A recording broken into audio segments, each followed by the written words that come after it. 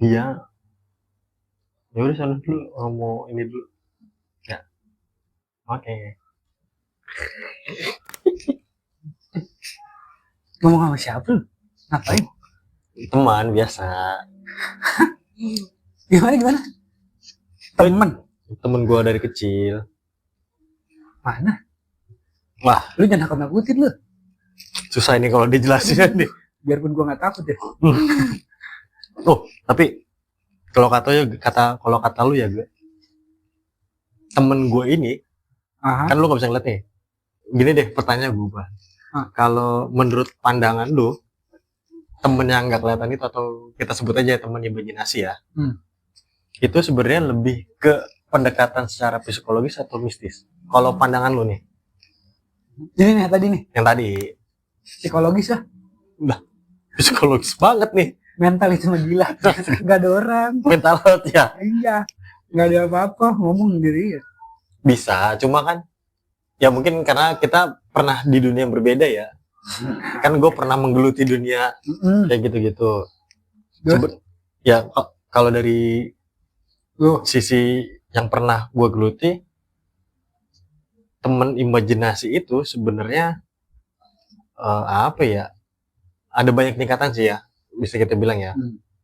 Tapi contoh yang paling gampang gini. Ada yang kastanya paling bawah itu namanya ribet amat nih, pasti teman lu nih, rusuh nih. Gatel. Ya kalau tadi dulu kita lupa. Gara-gara teman gue datang nih. Biar ada serem. Biar ada serem. Kenapa? Oh iya, balik lagi. Kalau di dunia yang pernah gue geluti itu, di dunia mistis tuh, teman imajinasi itu kan banyak levelnya ya.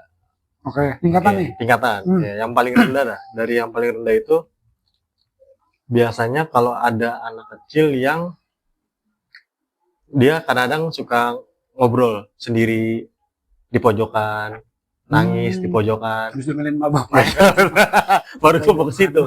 Enggak maksud gue, tapi mungkin kalau Sobat Seru pernah lihat di beberapa film kan, biasanya anak kecil kalau main sendirian pasti spotnya di situ aja tuh.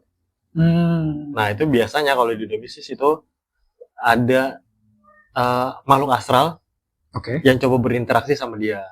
Nah tapi biasanya makhluk astral itu tuh karena levelnya masih rendah, bentuk atau wujudnya itu nggak tetap. Oh dia belum punya wujud yang tetap? Belum punya wujud yang tetap ya. Orbs. Lebih gitu ya? Mungkin lebih kayak apa? Kleido atau apa? Slime. Lengket dong. Maksudnya bisa dibentuk segala macam. Karena kenapa gue bilang dia tidak punya bentuk yang tetap atau lebih mirip kayak slime tadi? Kenapa?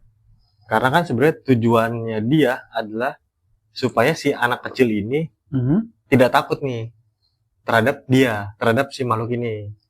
Karena bentuk yang tidak menyeramkan. Bentuk yang tidak menyeramkan gitu. Jadi dia menampakkan wujud yang lucu, misalkan kelinci. Enggak sih. Oh, kayak Casper kan lucu sebenarnya. Betul. Kayak gitu ya. Betul. Gitu kali ya, bentuknya dia belum berbentuk banget. Iya betul, setengah badannya ya. Ya, tapi bentuknya bisa macam-macam. Ada yang kadang-kadang bentuknya tadi gue bilang hewan juga ada. Hewan. Ya tadi kan dia bisa bagaimana? Ada kasusnya soalnya. Terus bentuknya mungkin sesama anak kecil juga. Gitu. Cuma yang lebih bahaya adalah sebenarnya kadang-kadang beberapa makhluk itu kenapa ngincer anak kecil, karena dia butuh energi dari si anak itu. Dianggapnya kan masih murni. Oh, dan mungkin vibe-nya selalu ceria. Jadi bagus sekali energinya. Mungkin secara garis besar ada beberapa makhluk yang coba mendownload atau mengcopy si anak kecil tersebut. Download betul. Mengcopy. Mungkin Sobat Seru atau lu pernah ngalamin di mana kadang-kadang kita dengar kayak ada suara yang familiar, tapi begitu dicek loh kok nggak ada orangnya. Jadi cuma kayak dengar, misalkan kayak lu nih di rumah, tiba-tiba dengar suara, ge, ada yang manggil. Begitu lu cek, loh kok ini nggak ada orangnya. Kalau orang udah pergi, iseng. Itu sih ketinggalan doang suaranya. Tinggalan. Kayak gitu. Itu mah dari sisi psikologinya ada. Oke, boleh. Kalau dari segi psikologinya apa? Ini kalau gue nggak salah ya. Jadi coba kita telusurin nih kondisi-kondisinya. Kemungkinan besar adalah kan orang tua mendengar anaknya gitu ya. Iya betul. Banyak kayak gitu. Banyak kayak gitu. Bisa jadi si orang tua ini lagi benar-benar lelah banget, capek banget. Oke, lanjut. Dia berada di kondisi yang namanya kita tuh kayak ada alfa, beta, theta gitu-gitu ya. Oh ya, oke. Gue lupa di kondisi apa. Jadi si otak tuh jadi ada penyimpangan gitu. Nah, karena ada penyimpangan itu, otak langsung nyari nih yang paling familiar siapa? Kalau emaknya siapa? Ya, suara anaknya lah. Nggak lakinya ya?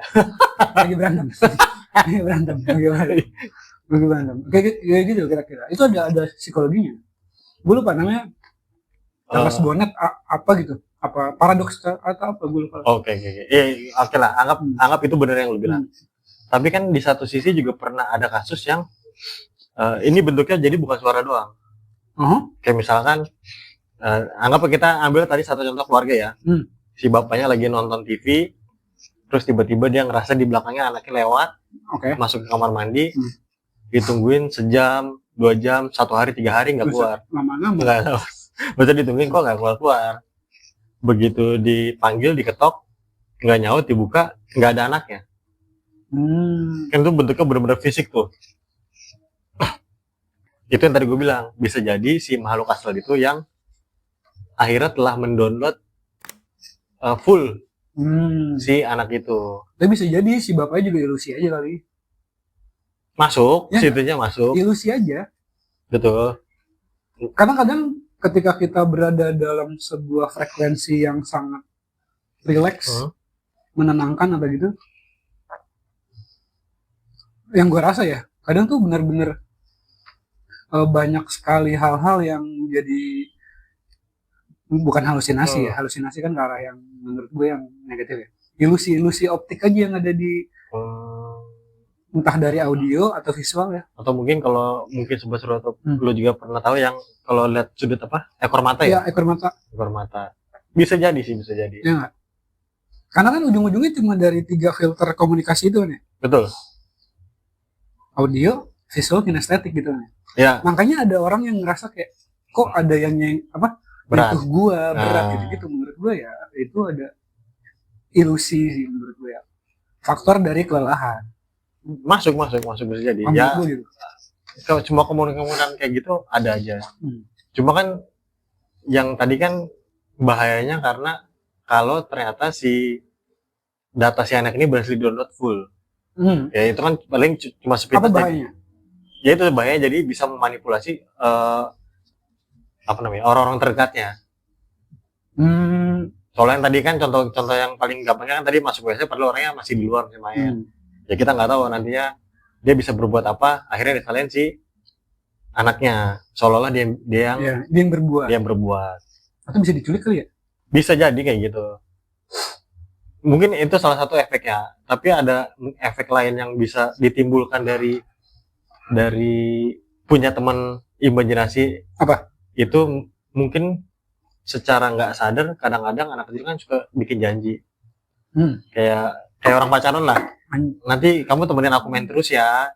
Ini cuma versi anak kecil nih. Bukan versi orang dewasa nih. Kalau nih pacarannya gitu. Enggak. Kayak gitu pokoknya nanti kamu temenin aku terus ya.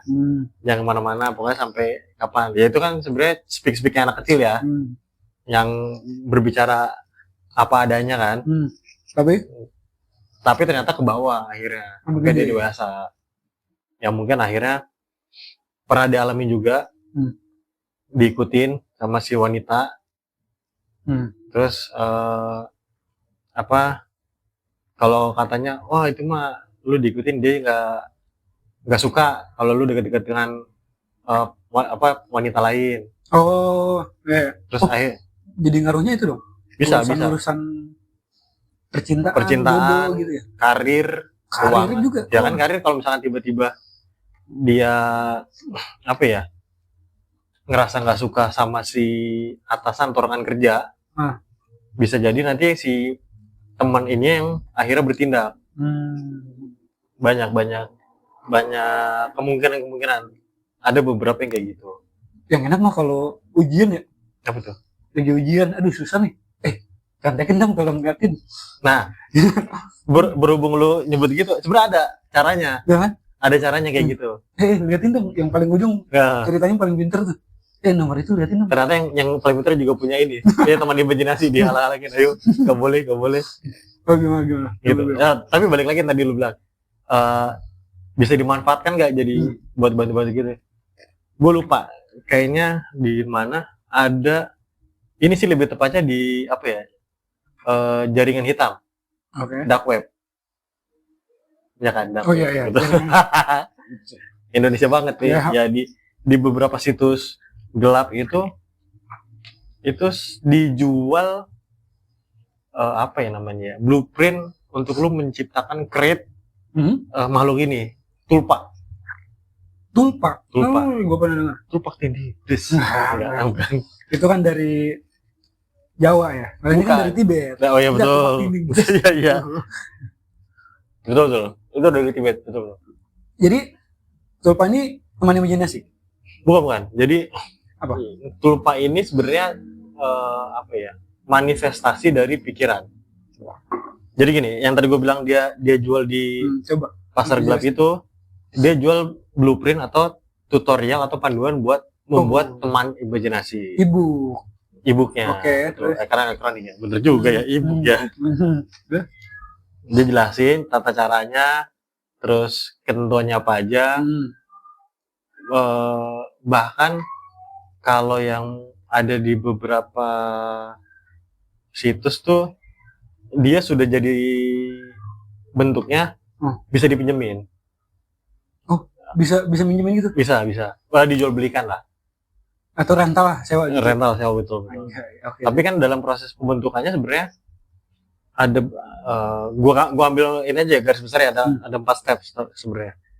Langkah pertama adalah si tulpa itu lu harus mendefinisikan secara detail.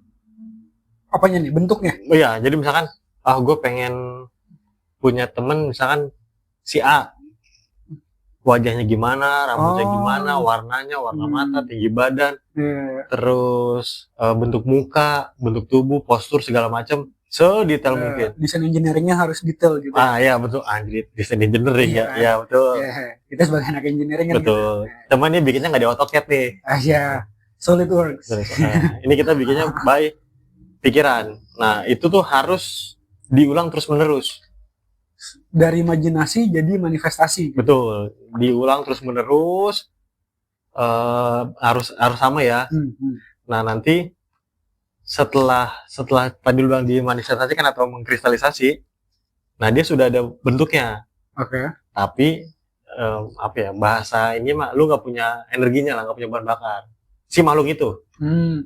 Belum ada nyawanya mungkin. Belum ada nyawanya. Nah, dari mana energi atau bahan bakar atau nyawanya itu? Dia ambil dari apa namanya, feeling, perasaan, emosi si pembuatnya. Oke, jadi misalkan pas lu bikin, lu lagi kecewa nih, misalkan gue kecewa sama si ini, makanya gue bikin ini gini. Nah itu nanti yang dia serap, seperti yang tadi makhluk yang paling rendah itu, si teman imajinasi waktu kecil, dia serap emosi kecewa lu, marah lu, bahagia, sedih segala macam, pokoknya diserap. Nah itu yang jadi akhirnya dia bisa berpikir. Dia evolusi ya. Evolusi. Nah setelah berpikir mungkin sampai di ambang batas tertentu atau sampai di batasnya dia, akhirnya dia mulai bisa bertindak secara mandiri. Jadi tidak tergantung lagi oleh si pembuat, si majikan lah kita sebutnya. Tapi masih under control si majikannya? Kalau sudah berpikir sendiri sudah tidak. Lalu buat apa dia dibuat sampai dia bisa? Nah itu kan maksudnya kalau si pembuatnya tidak bisa mengontrol dia, gitu. Efek lanjutannya adalah kalau si pembuatnya tidak bisa mengontrol, akhirnya si tulpa atau si makhluk si teman imajinasi ini akhirnya mempengaruhi si pembuat. Entah itu dipengaruhi lewat fisik atau mempengaruhi lewat macam feeling, emosi. Ah, Jadi kayak mungkin dibisikin, oh gini. jadi bumerang ya. Oh iya betul. Jadi apa? Nyerang diri sendiri ya. Ya sebenarnya balik lagi kan ke pengendalian diri ya. Intinya pengendalian diri. Oke. Tapi tujuannya buat tulpa tuh apa sih? Ya mungkin ada beberapa orang yang ngerasa kesepian. Oke. Ya kan. Ya. Ya cuma gue nggak tahu kalau tulpa itu sebenarnya bisa bikin apa? Role model artis kayak. Kan itu berarti tergantung kekuatan imajinasi orang itu kan. Betul. Bisa aja mungkin. Atau mungkin kalau di beberapa film kan ada sekte yang dia memfokuskan pikiran, sekelompok orang ini memfokuskan pikiran ke satu bentuk yang akhirnya nanti terbentuk tuh, bisa jadi kan manifestasi dari banyak pikiran. Bisa jadi juga. Bisa jadi sih. Kayak gitu. Iya, tapi maksud gue kayak si orang itu selain nggak punya teman, karena kan bisa diperjualbelikan ya. Maksud gue kayak kenapa ya dibikin, kenapa ya ada tulpa gitu. Mungkin alasan terbesarnya adalah pertama yaitu tadi kesepian, gak punya teman, butuh someone atau something untuk dia berbagi. Atau ini kayak kaum bisa jadi atau inilah kayak kaum kayak kameramen kita iseng ada hal baru nih, kayaknya seru nih, cobalah bikin. Oke. Bikin kok coba. Ya. Kabarin kita kalau udah dapat ide. Kayak gitu bisa jadi kan, soalnya ya kayak gitu namanya sekarang era digital juga sudah bebas. Nah enggak kan, tapi tulpa itu kan enggak sekarang kan, udah lama. Udah lama betul. Iya maksud gua fenomena kesepian ini berarti sudah terjadi memang dari dulu ya. Betul. Itu kan kalau kasusnya untuk kasus yang diperjualbelikan ya. Iya. Tapi kan kalau di kasus yang kayak anggap yang dia sengaja membentuk atau memanifestasikan pikirannya jadi apa ya, kalau zaman-zaman dulu tuh bukan kodam sih ya, apa ya nyebutnya ya? Ya pesuruh lah gitu. Iya, pesuruh kayak gitulah. Karena ilmunya tinggi kan.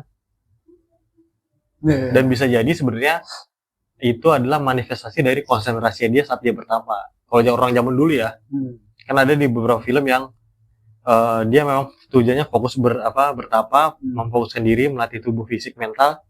Akhirnya secara tidak sadar si manifestasi dari pikirannya membentuk sesuatu entitas lain.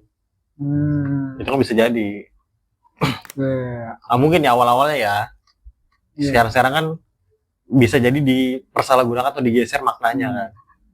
Gue mau nyari tahu sejarahnya asal muasalnya tulpa tuh. Boleh nanti coba seru kalau ini komen. Yang paling simpel sebenarnya gini. Ini kan tadi gue bilang kan ada contoh tuh yang untuk kasusnya teman imajinasi yang dia pikir keluarganya pikir si anak ini punya teman imajinasi. Ternyata larinya ke ranah psikologi kan. Iya. Ternyata enggak. Jadi gue lupa ada satu kasus nama di Amityville. Itu jadi ada salah satu anak cewek, mungkin ini filmnya juga udah pernah ada, salah satu anak cewek dia bilang ke keluarganya, gue punya teman, namanya Jody. Jadi si anak cewek ini dia tidurnya di lantai 2, kan orang-orang baratnya gitu kan tidurnya. Gue punya teman namanya Jody, dia itu babi gede, cuma matanya merah. Si orang tua sama keluarganya nggak percaya dong, nggak mungkin ini, lu pasti lu hayalan ini mah, nggak ada nih. Ternyata di satu waktu pas kayaknya musim salju, salah satu orang tuanya itu ngelihat jadi kan kalau di luar negeri tuh begitu lu buka jendela kamar kan masih teras rumah tuh.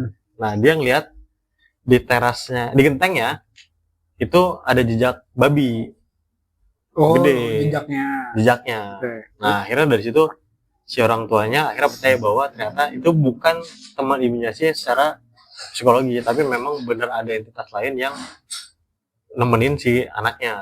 Emang babi itu. Iya, babi. Iya kan berarti emang babi itu yang nemenin. Nada babinya nggak begitu. Oh iya, Emang babi. Nggak juga ya. Emang babi. Emang babi. Sama. Ya, Kayak 4. tapi kan secara logis kalau memang babi real, babi nyata, kayaknya akan sulit untuk loncat ke lantai 2. Ke genteng. Soalnya dia nengok ke atas saja kan nggak bisa. Nggak bisa. Dia nunduk mulu dia bakal Nunduk babi. mulu kan. Malu. Mau bapaknya babi. Jadi nggak mungkin dia bisa loncat. Kalau loncat turun dia bisa, karena palanya udah nengok bawah. Nah. Itu atau Ini kisah nyata kan? Kisah nyata. Berarti yang sebenarnya siapa? Babi itu siapa? Nah itu yang nggak tahu. Itu yang tidak dijelaskan secara rinci, tapi di akhirnya ditarik kesimpulan bahwa ini bukan sekedar teman imajinasi, tapi memang ada entitas lain yang akhirnya berdampingan dengan si anaknya. Kayak gitu. Atau kalau kasus lokal itu mungkin pernah dengar ada beberapa di sekitar kita tuh di Indonesia, kayak misalkan ada anak kecil yang gue dulu dapat ceritanya. Oh iya. Jadi si anak kecil ini dia bisa ngelihat neneknya. Jadi dia diajak main terus sama si neneknya. Mungkin si orang tua ngerasanya, oh si anak kok main sendiri aman lah. Padahal ternyata si anak memang lagi main sama sesuatu yang menyerupai neneknya. Gitu. ya itu yang tadi bilang kan, karena mereka bisa manipulatif. Sangat manipulatif itu. Bisa ngambil bentuk apapun yang yang dianggap tidak merugikan si korbannya. Enggak, gue bisa nyanggah. Apa itu? Kalau lu kan tadi teman imajinasi. Kalau gue punya musuh imajinasi. Apa? Waktu kecil. Apa tuh? Boleh nih. Jadi kalau setiap dia keluar tuh, habis itu gue pasti sakit. Ya itu mungkin usia apa ya? 5 tahun, kelas 1 SD. Ya, SD lah ya. SD lah, gue 5 tahun atau di bawah itu lah, gue lupa. Karena kan gue akselerasi ya. Sombong. Nah. Jadi itu kalau lu kan tadi nyebutnya teman imajinasi, kalau gue tuh kayak musuh imajinasi. Setiap dia keluar, gue pasti sakit. Jadi ada satu makhluk lah. Badannya abu-abu. Kalau biru kan Krishna tuh kan. Betul. Tapi dia abu-abu nih. Ya. Full abu-abu. Kayak siapa ya abu-abunya? Alien. Ya, mirip-mirip gitu. Tapi gue lupa nih. Tanduknya tuh 2 apa 1 ya? Di kaki. Di kepala. Oh, oke. Kalau di kaki ayam. Kalau di kaki ayam. Bentar. 3. Iya. Kayak 3 apa 2 lah, gue lupa gitu. Jadi dia tuh selalu keluar dari pertama asap putih itu. Abu-abu. Dari kolong ranjang kolong tempat tidur gue. Langsung di depan gue berdiri. Oh, bukan tempat tidur ini kan, beda lagi. Bukan. Waktu gue kecil lah. Selalu tuh. Jadi kalau habis dia keluar, gue pasti sakit. Nah, dia keluar karena? Gue nggak tahu tuh. Karena dia nggak komunikasi juga. Dia cuma diam. Hilang. Ini biasanya kan ada maksud tertentu kan? Kalau gue nggak salah inget ya, itu 3 atau 4 kali lah. Pasti gue sakit. Gitu. Hilang langsung. Itu musuh imajinasi ya? Musuh imajinasi buat gue, bukan teman imajinasi. Ngobrol enggak? Iya abis ketemu dia gue sakit. Ya, itu untungnya kan lo karena masih kecil kan? Ya, masih bisa akhirnya bisa ditangani. Karena setahu gue ada kasus juga. Apa? Ini sebenarnya lebih mirip contohnya untuk yang contoh si Tulpa. Yang pembuatan entitas lain. Kan ada juga yang secara nggak sadar, bukan secara nggak sadar sih, malah secara sadar dia bentuk entitas lain. Yang dia harapkan bahwa dengan adanya entitas ini bisa membantu dia. Seiring berjalannya waktu ternyata entitas ini tuh jadi parasit. Jadi yang diambil tuh energi emosi negatifnya aja yang diambil. Akhirnya gede. Kalau kata temen gua, Lord Voldemort itu bentuknya kayak alien tadi, cuma hitam, nggak ada mata, tapi mulutnya lebar, yang alien tipe berapa itu ya? Anjay, iya. Ntar lihat lagi Lihat. alien tipe berapa. Pokoknya ya? hitam, pekat, dia nggak ada mata, cuma mulutnya doang lebar.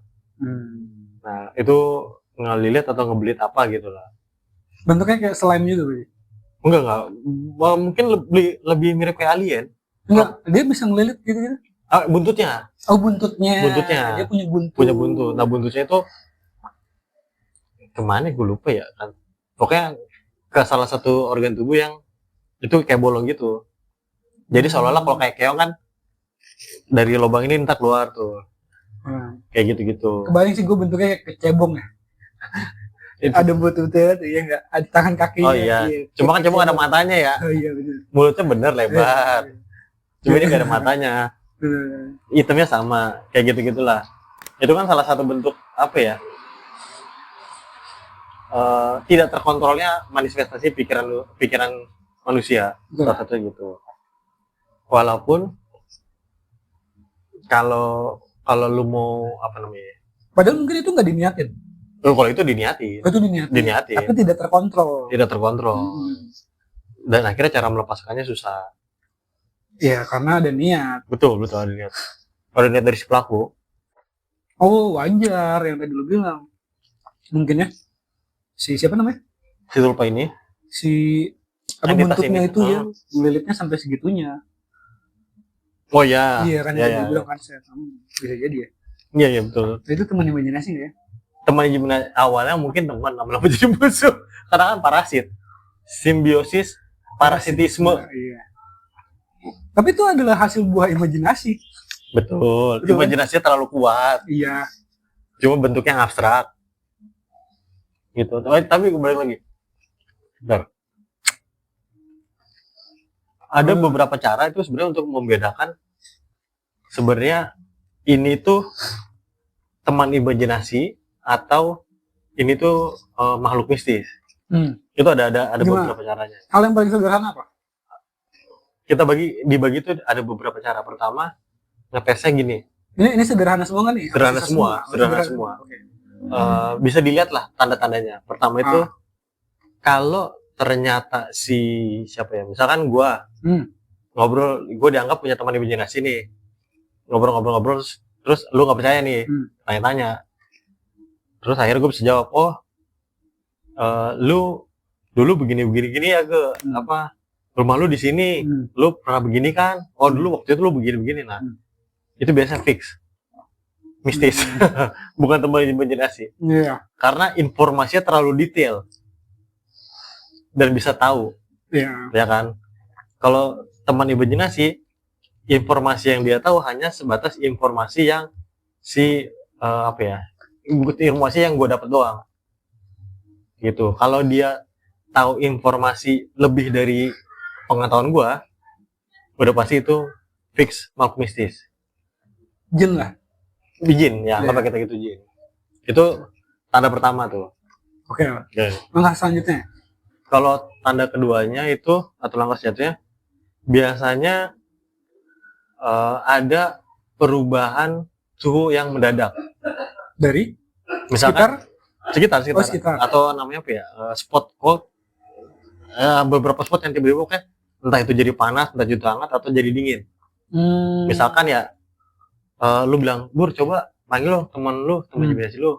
Nah, begitu dia datang ternyata temperatur drop. Itu udah fix mistis. Bukan.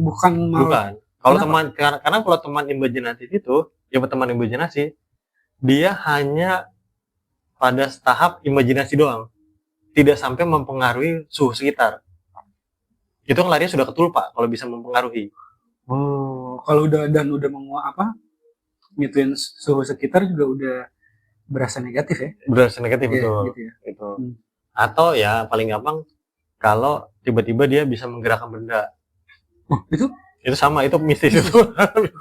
Nah, teman imajinasi Nggak bisa. Nggak bisa. Gitu. Nggak bisa. Jenggot itu dong kameramen. Nggak bisa ya? Kecuali jadi tulpa. Oh.